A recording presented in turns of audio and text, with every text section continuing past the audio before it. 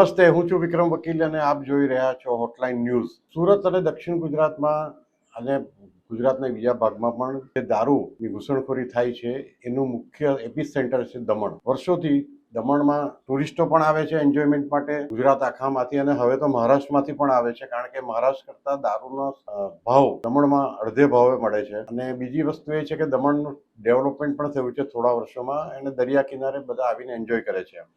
પરંતુ આ જ દમણમાંથી મોટા મોટા બુટલેગરો એક્સાઇઝ ડ્યુટી ભર્યા વગર ત્યાંના નંબરનો માલ ગુજરાતમાં ઠાલવે છે. એમાં એક રમેશ માઇકલ તરીકે ઓળખાતા રમેશ પટેલ પણ નું મોટું નામ હતું. 2016ના વર્ષમાં સુરતના ઓલપાડ વિસ્તારમાંથી એક દારૂની મોટી ખેપ પકડાઈ હતી. એ લગભગ 90 લાખ રૂપિયાનો દારૂ પકડાયો હતો અને 20/10/2016માં આ દારૂ પોલીસે પકડ્યો હતો.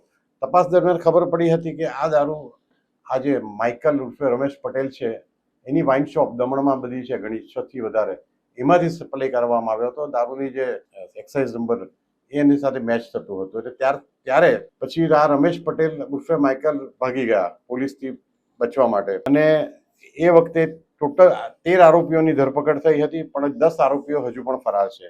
નવાઈની એ વાત છે કે આજે 9 વર્ષ થઈ ગયા હોવા છતાં માઇકલને પોલીસ પકડી શકી નથી.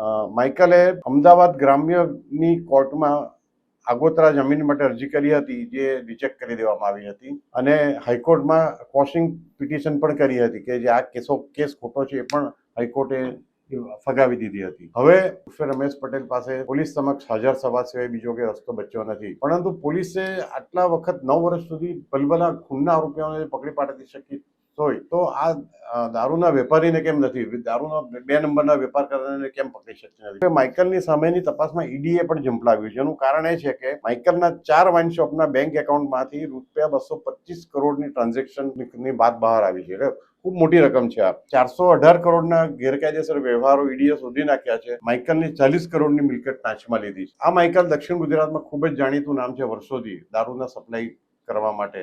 જોઈએ હવે પોલીસ ક્યારે એને પકડે છે. આવા પ્રકારના વિડીયો તમને જોવા ગમતા હોય તો હોટલાઇન ન્યૂઝ ચેનલને લાઇક, શેર અને સબસ્ક્રાઇબ કરો.